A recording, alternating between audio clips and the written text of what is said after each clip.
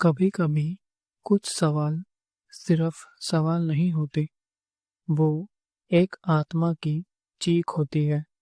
एक तलाश होती है, शांति की, प्यार की, सच्चाई की और शिव बाबा की। जैसे परम पिता इस दुनिया की हर प्रॉब्लम को देखता है, सुनता है, समझता है और सही समय पर गाइडेंस देता है। ठीक उसी तरह बाबा की मदद और आप सभी आत्माओं की ब्लेसिंग्स की वजह से ये चैनल एक माध्यम बन गया है, अनेक आत्माओं तक शिव बाबा का प्यार और ज्ञान पहुंचाने का एक जरिया। यहाँ लोग सिर्फ कमेंट नहीं करते, बल्कि ये उनकी दिल की आवाज होती है। उनका दर्द, कंफ्यूजन, उम्मीद और एक विश्वास कि अब शायद कोई उन्हें समझेगा, उनके सवालों का जवाब देगा। इसी विश्वास के चलते और बाबा की याद के साथ हमने इस चैनल पर शुरू करी है एक सीरीज जिसका नाम है सवाल आपके, जवाब हमारे, जहां मैं कोशिश करता हूं कि आपके मन के सवालों का जवाब गहराई से दूं।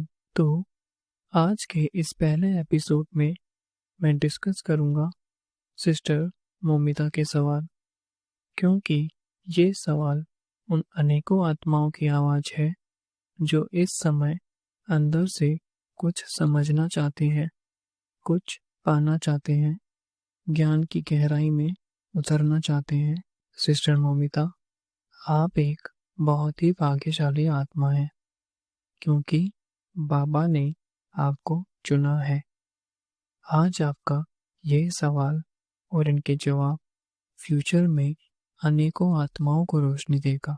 इसीलिए मैं और शिव बाबा भी यही चाहते हैं कि आप ये वीडियो इसी फीलिंग के साथ देखें, मन में ये भाव कि मैं भाग्यशाली आत्मा हूँ।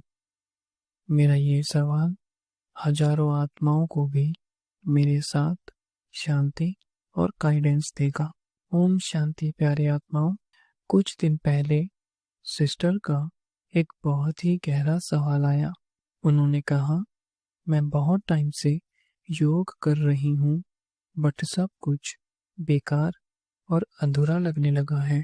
मानो बार बार मन में यही आता है कि क्या बाबा मुझसे दूर हो गए हैं? क्या मैं सच में एक कमजोर आत्मा हूँ? मुझे योग में बैठकर भी कोई अनुभव नहीं होता। माता पिता भी परेशान हैं और मैं खुद भी पूरी तरह टूट चुकी हूँ। तो आज की ये वीडियो उन सभी आत्माओं के लिए भी है जिनके मन में ये सवाल अक्सर चलता रहता है। तो वीडियो को एंड तक जरूर देखिएगा, क्योंकि हमेशा की तरह लास्ट में आपको कुछ इम्पोर्टेंट ही मिलेगा। तो चलिए शिव बाबा की याद में रहकर इस ज्ञान को समझते हैं। जब आप कहती हैं कि क्या बाबा मुझसे दूर हो गए हैं, कहीं ना कहीं ये सवाल किसी समय में मेरी लाइफ का भी हिस्सा था। आप उस शक्ति में विश्वास रखते हो, अपना कर्म भी करते हो पूरी मेहनत और डेडिकेशन के साथ। आप हमेशा इसी विश्वास के साथ आगे बढ़ते हो कि कोई शक्ति है जो मेरे साथ है, मुझे गाइड करती है। लेकिन कभी कभी लाइफ में प्रॉब्लम्स, दुख, दर्द, डिफिकल्टीज, ये सब इतना ज़्यादा हो जाता है कि आपको ये एहसास होने लगता है कि क्या मेरे से कोई गलती हुई है। बार बार मन में यही सवाल कि क्या बाबा मुझसे दूर हो गए हैं, पर सच तो ये है कि ऐसा कुछ भी नहीं है। इस बात को समझने की कोशिश कीजिए। मान लीजिए आपने अपने बेस्ट फ्रेंड को कॉल करी, लेकिन आपकी साइड से नेटवर्क इशू है। आप हेलो हेलो तो करते हैं, लेकिन उसकी साइड से कोई भी रिप्लाई नहीं आता। ऐसा नहीं है कि वो आपसे बात नहीं करना चाहता, बल्कि उसकी आवाज़ आप तक पहुंच ही नहीं पा रही और आपको लगता है कि वो मुझसे बात ही नहीं करना चाहता, वो मुझसे दूर हो गया है। लेकिन सच तो ये है कि प्रॉब्लम रिलेशनशिप में नहीं है, बल्कि कनेक्शन में है। और उससे भी बड़ी प्रॉब्लम ये है कि हमको ये भी नहीं मालूम कि ये कनेक्शन प्रॉब्लम क्यों है और कैसे सही होगा। बाबा भी हमेशा यही कहते हैं, बच्चे, मैं तो हमेशा से तुम्हारे साथ हूँ, लेकिन तुम्हारे मन में ही नेटवर्क प्रॉब्लम है और इसीलिए हम मेडिटेशन करके भी उस शांति, प्रेम और शक्ति का अनुभव नहीं कर पाते, क्योंकि प्रॉब्लम तो हमारी तरफ से ही है। मन का नेटवर्क ही जाम हो गया है या स्लो हो गया है।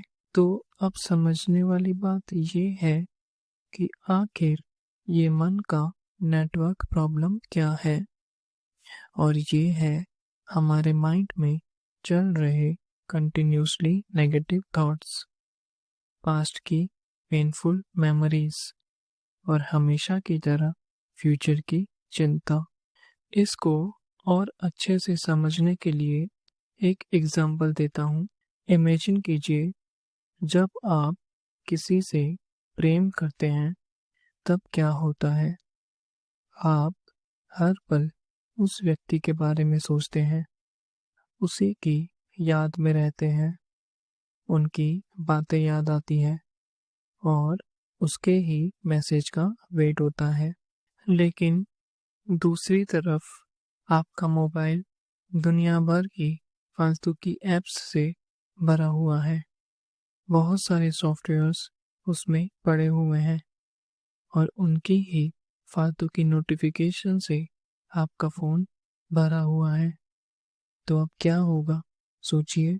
आप कहेंगे, गौरव भाई, अगर ऑलरेडी इतने सारे नोटिफिकेशंस फ़ोन में पड़े हुए हैं तो वो व्यक्ति कोई भी इम्पोर्टेंट मैसेज कर ले, हम उसको मिस कर देंगे और समय पर रिप्लाई भी नहीं दे पाएंगे। बिल्कुल इसी तरह रियल लाइफ में हमारे साथ होता है। हम सभी ने मन में ऑलरेडी बहुत सारे नेगेटिव फोल्डर्स क्रिएट कर रखे हैं, बहुत सारे नेगेटिव विचारों की नोटिफिकेशंस जमा भी करते हैं और हर दिन नए नोटिफिकेशंस भी क्रिएट करते चले जाते हैं। और फिर उन्हीं नेगेटिव विचारों के बीच हम ये भी सोचते हैं कि उस परम पवित्र शिव बाबा की टचिंग हो जाए, जो कि नेगेटिव नोटिफिकेशंस या नेगेटिव थॉट्स की वजह से रिसीव नहीं कर पाते और फिर सोचते हैं कि बाबा हमसे दूर हो गए हैं। लेकिन सच तो ये है कि वो शुरुआत से और अभी भी आपके आसपास और आपके साथ हैं। बल्कि शिव बाबा को भी इंतजार है कि कब ये मन में से इन negative folders, past memories, self doubt, डर और फ्यूचर की चिंता, इन सब नोटिफिकेशंस को डिलीट करें। आपने देखा भी होगा, एक छोटी सी तितली भी उसी गार्डन में जाना पसंद करती है जहाँ फूल होते हैं, खुशबू होती है, नेचर का सुखद और पवित्र स्पर्श होता है। आपने अपनी लाइफ में ऐसा कभी नहीं देखा होगा कि वही तितली कचरे, अंधेरे या सूखे पेड़ों की तरफ जाए। कभी सोचा है क्यों? क्योंकि उसकी चॉइस स्टार्टिंग से ही एकदम क्लियर है। मुझे वहीं जाना है जहाँ सुख हो, शांति हो और सुंदरता हो। बिल्कुल इसी तरह हम सभी आत्माएं भी एक डिवाइन तितली हैं। जब हम अपने मन के गार्डन को साफ करते हैं, उसको शांत बनाते हैं, पवित्र विचारों की खुशबू वहाँ होती है, तो अपने आप वो शांति, प्रेम, पवित्रता का अनुभव होने लगता है। और इसीलिए अगर आपके मन का गार्डन नेगेटिव विचारों से भरा हुआ होगा, तो ना ही आत्म अनुभव होगा और ना ही बाबा की टचिंग हो पाएगी। इसीलिए विचारों का शुद्ध होना आपके हाथों में है। जैसे एक नन्ही सी तितली भी अपने लिए सबसे बेस्ट गार्डन चुनती है, बिल्कुल वैसे ही आपको भी हर दिन नए और पॉजिटिव थॉट्स अपने लिए चयन करने होते हैं। इसके लिए आप बुक्स रीड कर सकते हैं, मॉर्निंग में डेली पॉजिटिव एफर्मेशंस भी सुन सकते हैं और सबसे बेस्ट बाबा की मुरली से कोई भी एक धारणा लीजिए और सारा दिन उसी पर विचार कीजिए। बहुत बार लाइफ में ऐसा होता है जब आपके पेरेंट्स भी परेशान होते हैं और आप भी उस वक्त ऐसा फील करते हैं जैसे सारी प्रॉब्लम्स एक साथ आ गई हों। ऐसा लगता है मानो लाइफ में चारों तरफ से प्रॉब्लम्स एक साथ आ गई हों। शिव बाबा भी कहते हैं, बच्चे तूफान को तोहफा समझो, क्योंकि हर मुश्किल घड़ी में आप या तो निखरते हैं या फिर बिखरते हैं। और यहाँ एक इम्पोर्टेंट बात ये है कि जब हमारे घर में प्रॉब्लम्स होती हैं, तभी एक आत्मा की एक्चुअली में ग्रोथ होती है, क्योंकि उस वक्त हम सिर्फ अपने बारे में नहीं सोचते, बल्कि दूसरों के दुख को भी समझने लगते हैं।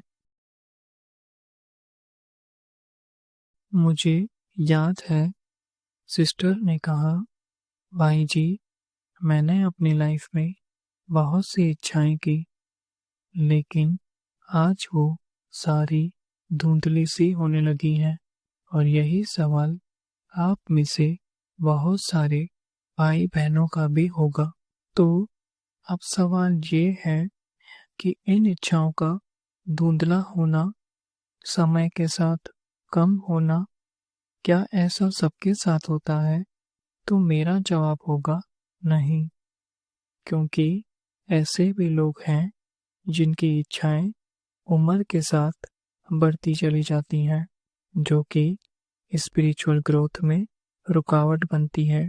इच्छाओं का धुंधला होना या कम होना, ये एक स्पिरिचुअल ग्रोथ है और ये बिल्कुल भी बुरी बात या दुख वाली बात नहीं है, बल्कि आपको खुश होना चाहिए कि आप सही स्पिरिचुअल डायरेक्शन में हैं। इस बात को और अच्छे से समझाने के लिए मैं आपको एक बच्चे का एग्जाम्पल देता हूँ। आपने देखा होगा, जब एक बच्चा छोटा होता है तो शुरुआत में उसको खिलौनों में बहुत ही ज़्यादा इंटरेस्ट होता है, लेकिन समय के साथ जैसे जैसे वो बड़ा होता है, मैच्योर होता है, उसका इंटरेस्ट भी चेंज होता चला जाता है। तो क्या ये बुरी बात है या दुख वाली बात है? नहीं ना, ये तो लाइफ का एक नॉर्मल सा ग्रोथ फेस है। बिल्कुल इसी तरह हमारे साथ भी होता है। जैसे जैसे हम अपनी स्पिरिचुअल जर्नी में ग्रो करते जाते हैं, हमारी कॉन्शियसनेस भी एक्सपेंड होती चली जाती है और लाइफ के इस फेस में आकर हमको फील होता है कि हमारी सारी इच्छाएं धीरे धीरे समय के साथ धुंधली होने लगी हैं और अपनी इस प्रोग्रेस को हम कभी समझ ही नहीं पाते। आज के इस पहले एपिसोड में आप सभी को आत्मा और परमात्मा के सफर में एक रोशनी मिली होगी, लेकिन कुछ सवाल सिस्टर के अभी भी बाकी हैं जो इस वीडियो में कवर नहीं हुए और इनका जवाब हम पार्ट 2 में जानेंगे। अगर आपको ये वीडियो अच्छी लगी तो लाइक करना ना भूलें और चैनल को सब्सक्राइब करके बेल आइकन जरूर दबाएं ताकि शिव बाबा का कोई भी ज्ञान आपसे मिस ना हो। मिलते हैं अब अगली वीडियो में। ब्रह्मवाणी से आपका आत्मा भाई गौरव। ओम शांति।